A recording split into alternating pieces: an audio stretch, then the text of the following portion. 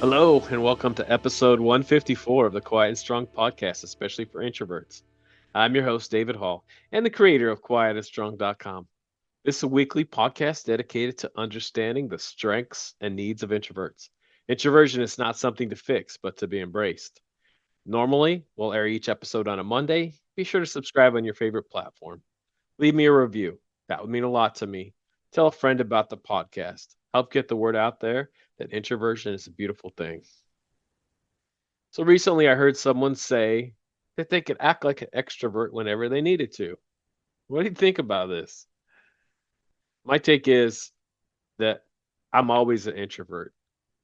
I could do whatever I need to and want to, but doing certain things like public speaking, networking, small talk, etc., doesn't make me an extrovert. It does bother me when people say, well, I could be an extrovert or pretend to be an extrovert whenever I need to. And, again, I'm always an introvert. For example, if I'm making small talk, I'm not an extrovert. I'm an introvert making small talk. Making small talk doesn't ever make me an extrovert. Outward displays don't show whether you're an introvert or extrovert. It doesn't show the preferences you have inside for deep thinking or being more in touch with the outer world. Introverts are deep thinkers and will always be deep thinkers no matter what outward thing we're doing. So today I want to unpack that a little bit.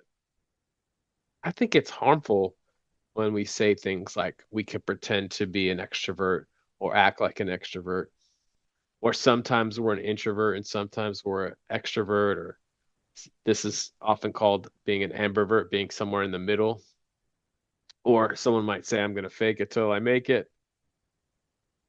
And as I frequently talk about the labels of introverts and extroverts, or even ambiverts, the labels aren't as important as getting behind the label and understanding when they are useful and when they're not, or perhaps even harmful.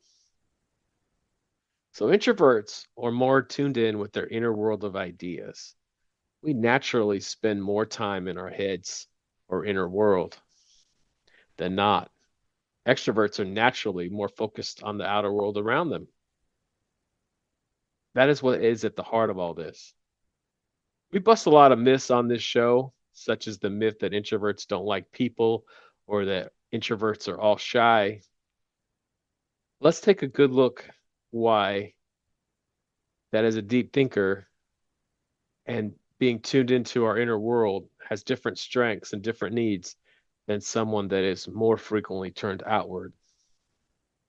One of my favorite books on introversion is Introvert Power by Dr. Lori Helgo.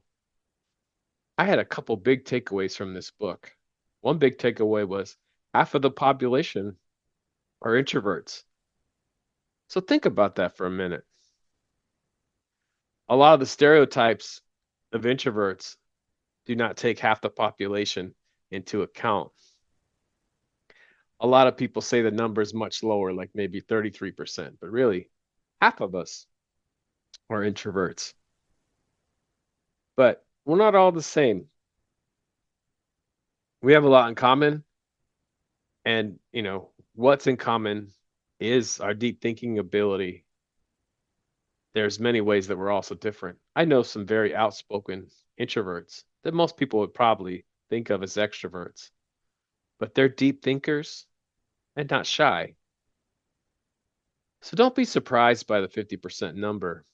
Just remember that introverts are deep thinkers and may or may not be shy. And also remember that extroverts may or may not be shy as well. So people may not be taking all the non-shy introverts into the equation. It's half the population.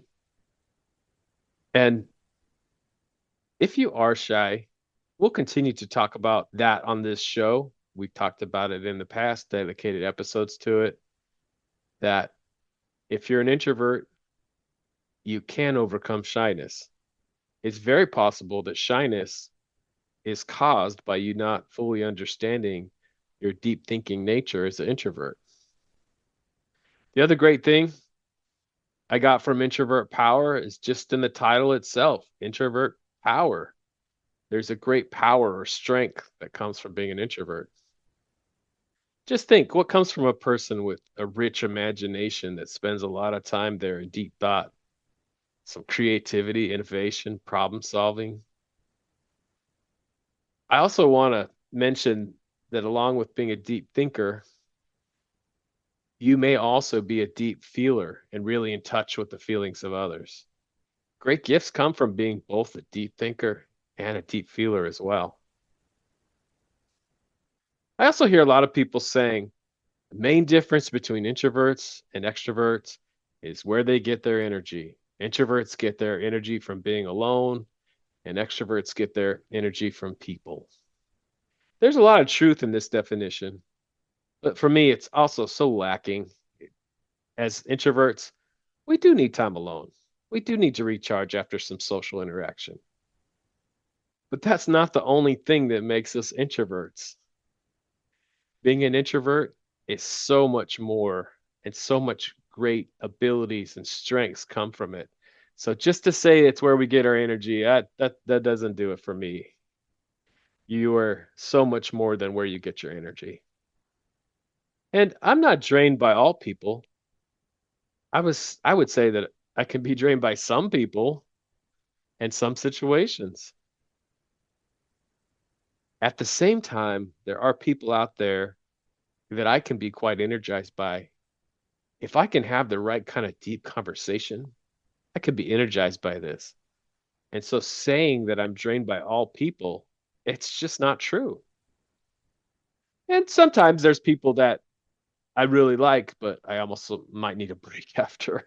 So just keep all that in mind. You do need to figure out what drains you and what energizes you and make a plan for your energy. There's more to this definition. As I said, introverts have great strengths. However, we need some time and space to use our deep thinking abilities. So it's not just a matter of needing some time alone to get away from people. It's needing some time alone to do some thinking, to focus on work, to prepare, to dream, and sometimes to have some fun in a solitary way. Of course, we all have people that we care deeply about in our lives and want to spend time with them. So let's have a better definition and not play into the common stereotypes about introverts. Help me spread a better message that sometimes we're quiet as introverts because we're thinking.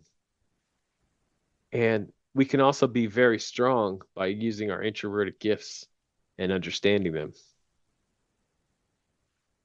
And with this conversation, for me, it comes down to what do you want?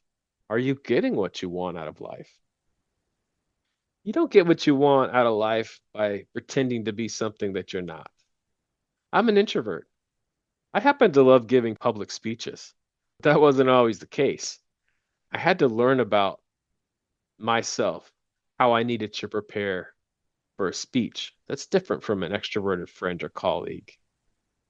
When I was younger, I was terrified of speaking publicly. My knees would shake and so would my voice. And that's not the case anymore. I'm confident. I don't get nervous. But it had to do with understanding that I was different from my extroverted friends, that I needed to prepare much more than they did and in a different way. But I could give a great speech. And it was understanding that, how I needed to prepare. And it wasn't because I was trying to act like an extrovert. I'm not pretending to be an extrovert. I just know what I need as an introvert. And after some speeches, I'm going to want to take a break. I may be very drained. So I'm going to try to plan for that. This can depend on the situation I'm in. Some after speech, my extroverted friends may be ready to meet all the people in the audience. That may or may not be the case for me, and I shouldn't feel bad about that. However, I may need or want to meet all the people after my speech, and I can, but my approach is going to be different. If I make small talk with the crowd after, I'm not acting like an extrovert. I'm doing things in my introverted way with my introverted approach. I am going to prefer some deep conversations to small talk, but sometimes before you get to the deep conversation, you're going to need to make some small talk. It's required. It's often required to get to those conversations that you want. But again, doesn't make me an extrovert because I'm making small talk. I think it's harming our cause when we say that we're pretending to be an extrovert or we can act like an extrovert or we're a introverted extrovert or extroverted introvert. People, like I said, often say, "Oh, I'm a little bit of both. I have the best of both worlds." We all have different gifts, so it's possible that someone has something that's the best of both worlds. But what is it? I also hear that, well, I like people, but I need my alone time after. And I say, well, it's likely that you're an introvert. Liking people doesn't make you an extrovert. Again, sometimes this is called ambiversion, where person is in the middle. But when I'm hearing people say this to me, that they're in the middle or they're an ambivert, what I'm often hearing, they're saying that I have the best of both worlds, and meaning that it means I'm okay. I'm one of the cool kids, you know. I'm not one of those strange people over there. I'm one of the cool kids. I can do it all. But again, this isn't the right approach. As you're okay no matter what. No matter what your gifts are, you are brilliant in your own way. And again, you may have lots of great gifts that give you some best of both worlds, but often that's, not really the case. I don't use the term ambivert much, and as we're going to get into, I prefer to get beyond that and talk about the strengths and needs and gifts that you have. And, just saying you're in the middle, it doesn't mean you're okay. You are okay no matter what. And we need to get beyond those labels. The question is, are you getting what you want out of life? Not just I'm an introvert, extrovert, or somewhere in the middle. So again, ask yourself, what are my strengths? What are my needs? One of my biggest epiphanies around this as a deep thinker was that I think before I speak in general. As an introvert, we are wired differently. It's in our biology. We're wired to think deeply, and it's not something that we change. I don't always need to think before I speak if I've either prepared or maybe it's just a topic that I talk about all the time or I've thought about before. I make a joke that I could talk about introversion all day. So if I were to say, I need some time alone, but I like people, somewhere in the middle, none of this changes that I generally need to think before I speak. If you're an introvert, that's something you must understand that it's normal. The extroverts are going to speak in order to think. They're going to think out loud much more than you are. Extroverts also need to understand that you're generally not thinking out loud. So there's some differences that are very normal, but you need to understand so that we can all get along and understand each other and have some great conversations. And just because I like people and I'm able to give presentations and speeches, make small talk, that doesn't make me an extrovert. And by not understanding that I need to think before I speak, I'm not going to be my best, no matter if I'm calling myself an introvert or extrovert or ambivert.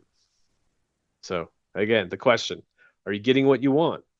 Understanding that you're a deep thinker, and then by considering the following five major areas, you can use your strengths and honor your needs and live the life you want, the authentic life you want.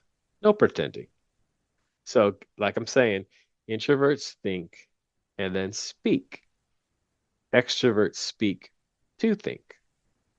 We just talked about this one. I was in a Myers-Briggs training several years ago, and the facilitator said this. It was a major light bulb moment for me.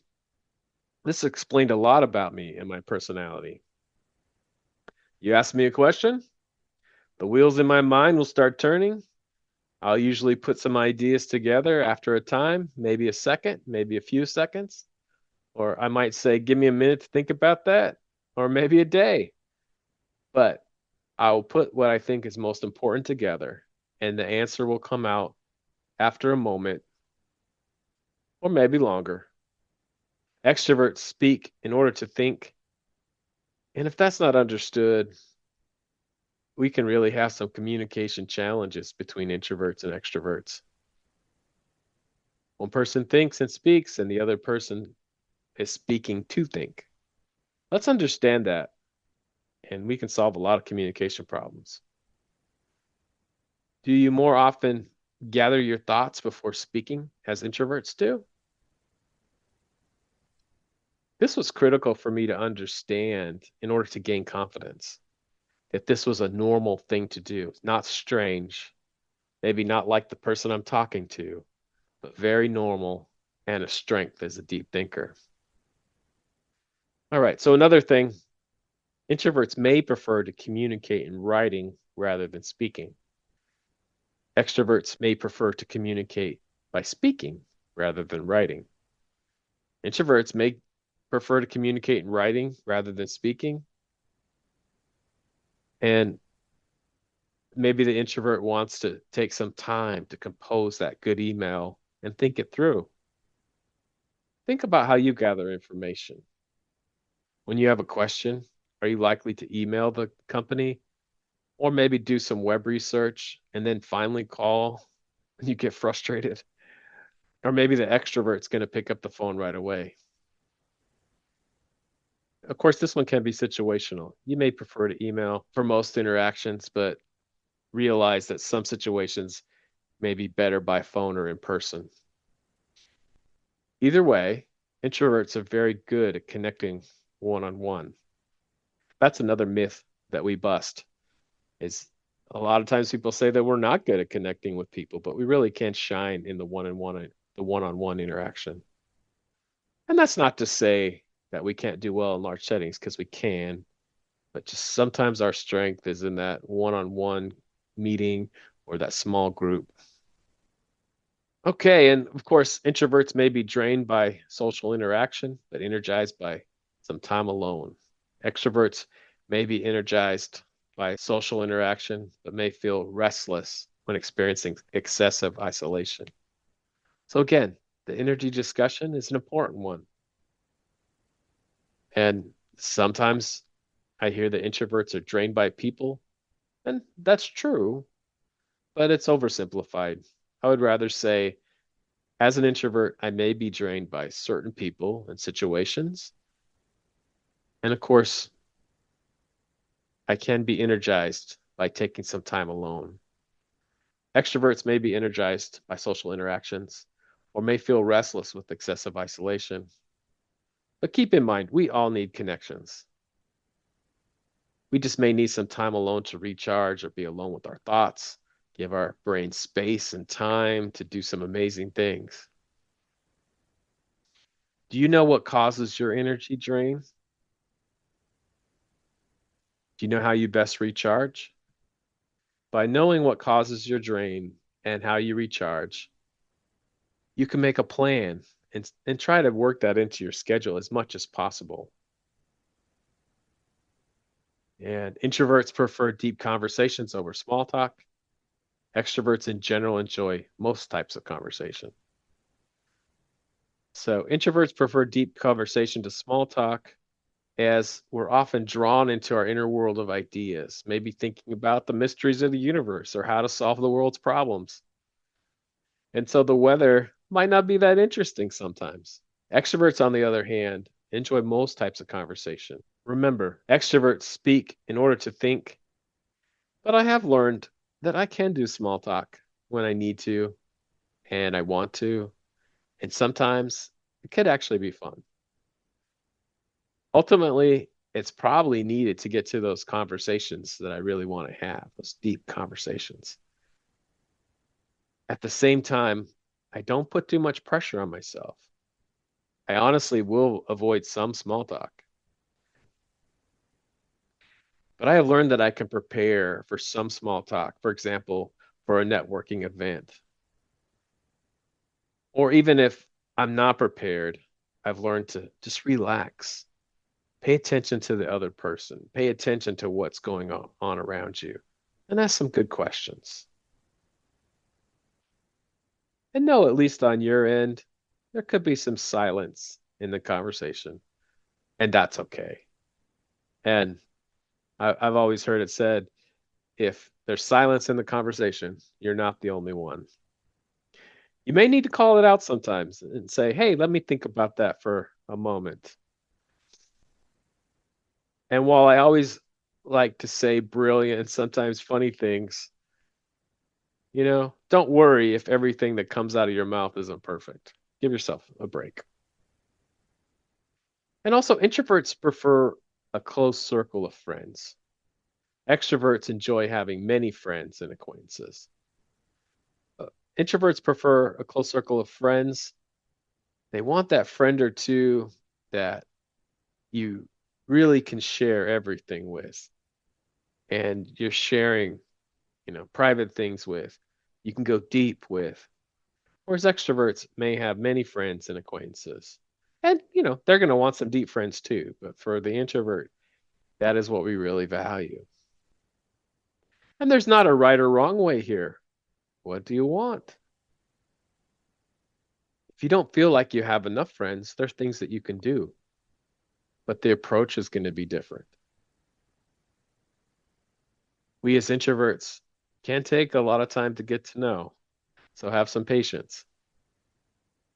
As stated a bit ago, you can learn to be better at small talk and communication and get to those deeper conversations and connections that you want. But this will be by being yourself and understanding your true self and not acting like something or someone that you're not. And definitely not by pretending to be an extrovert. So, do you understand yourself in all these areas? Keep in mind that we are all unique and no person is exactly the same as another. And as we're doing this journey of self discovery, it's really important to not get hung up on these labels. So many times, I give a presentation or someone's read my book and I have the conversation and they say, David, I'm not sure if I'm an introvert or extrovert, maybe in the middle. And, it seems like we're talking that the goal is to decide on the label, but it's not to take that deeper dive that we're talking about and find out what that means. Again, the goal is to find out what your strengths are, what your needs are, not just to choose a label. Whether you're an introvert or extrovert or somewhere in the middle, it's important to understand what that means for you. Everyone is somewhere on the scale of introversion, extroversion. So if the label is all you know, it's really not that helpful. You really need to take the time to figure out what works best for you. And I want to be clear that neither introversion or extroversion is good or bad. The idea is that we all have natural gifts that come to us, again, naturally. One isn't better than the other. We're not fixing introversion, and we're not trying to fix extroverts either. It's really about understanding ourselves and those around us, what makes us unique, and how we can help one another find success. By understanding introversion, you can be more productive, have better communication, improve networking skills, have better relationships, be an amazing leader, and gain confidence and an overall sense of happiness and well being. You can be wildly successful at what you set out to do, but you will likely succeed differently as an introvert versus an extrovert. For example, introverts can be great leaders, but likely as a great leader, You're not going to be the stereotypical loud and charismatic extrovert. You can use your gifts of strategic thinking or deep relationship building or many of the other gifts that introverts have. My first book, Minding Your Time Management, Productivity, and Success, especially for introverts, I wrote after realizing my introverted approach to productivity was best for me, with quiet time to focus, relax, recharge, plan and prepare, and give myself plenty of time for that deep thinking. There's so many different gifts we each have. Hopefully, you're employing your unique gifts in your work and in your life. Because where the most happiness comes is when you're using your natural gifts most of the time. We're always going to have to do things that are outside of our gifts and strengths. But if you can get to that place where you're mostly using your gifts, that's the ideal. Be proud of being an introvert. You can be very confident and successful by embracing who you are and not ever pretending to be an extrovert or something you're not. Prepare for presentations, speeches, meetings, conversations. But don't be too hard on yourself, as we never can prepare for everything. Realize that you often think and speak, and great ideas can come from this. You prefer deep conversations and connections. And not only is this normal, but it's part of what makes you brilliant. Thanks so much for joining me today. I appreciate you. I hope you take the time to explore other episodes where we talk about all these topics and with some amazing guests. Remember, if you're interested in getting to know yourself better, there's now a free Type Finder personality assessment on the Quiet and Strong website. This free assessment will give you a brief report, including the 4-letter Myers-Briggs code. I'll add a link to the show notes. I'd love to connect with you. Reach out at david@quietandstrong.com or check out the quietandstrong.com website, which includes blog posts and links to social media. Send me topics or guests you would like to see on the show, and leave me a review. There's so many great things about being an introvert, and so we need those to be understood. Get to know your introverted strengths and needs and be strong.